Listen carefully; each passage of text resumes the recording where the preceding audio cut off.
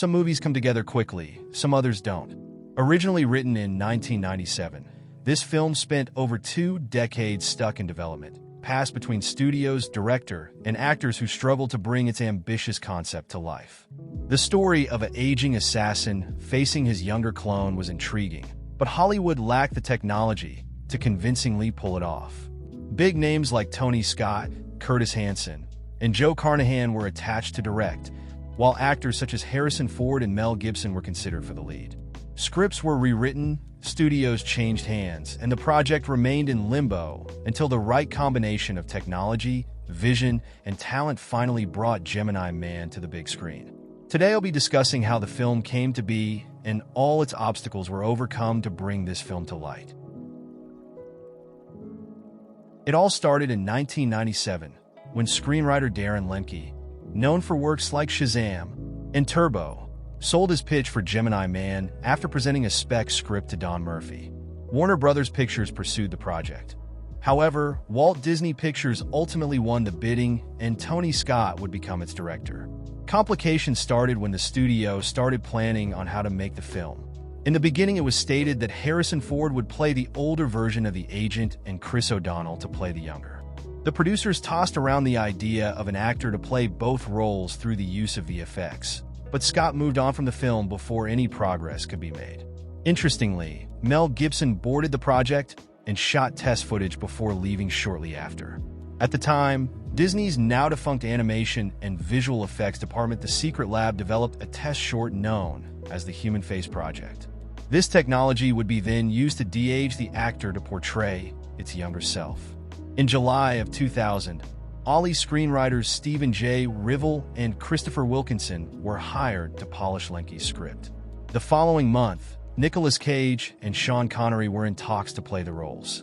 In November 2000, the film was retitled to Gemini and was reportedly slotted for a 2002 summer release with Don Murphy, Jerry Bruckheimer, and Jane Hampshire producing.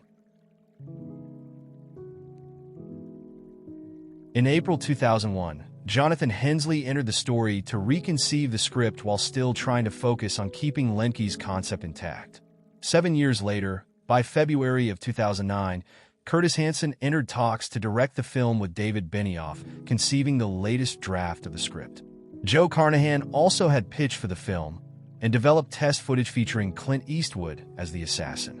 A trailer of the film can be found online.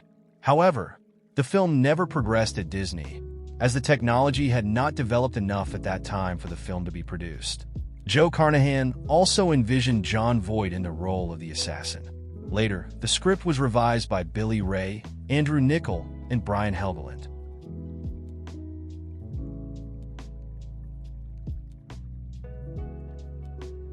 In 2016, Skydance Media acquired the film from Disney, with Jerry Bruckheimer producing, along with Skydance's David Ellison, Dana Goldberg, and Don Granger. With the addition of Murphy, Mike Stinson, Chad Oman, and Brian Bell as executive producers. Around a year later, in April of 2017, in comes Ong Lee, who was hired to direct the film for Paramount Pictures Skydance. Later, Fosun Pictures came on board to finance with Guo Chong as executive producer. That same month, Will Smith was cast in the lead role, and a release date is set for October 11th of 2019.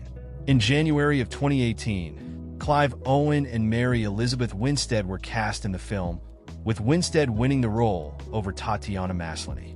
Later in the same month, Benedict Wong and Ralph Brown joined the cast.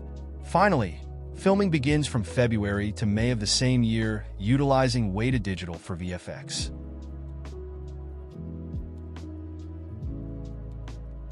Gemini Man was released on September 25th, 2019, in Hungary. Switzerland, October 1st, France, October 2nd, Austria, October 3rd, and finally released in the United States on October 11th, 2019. The film received generally negative reviews from critics, citing its plot and screenwriting, although the performances and action sequences were praised.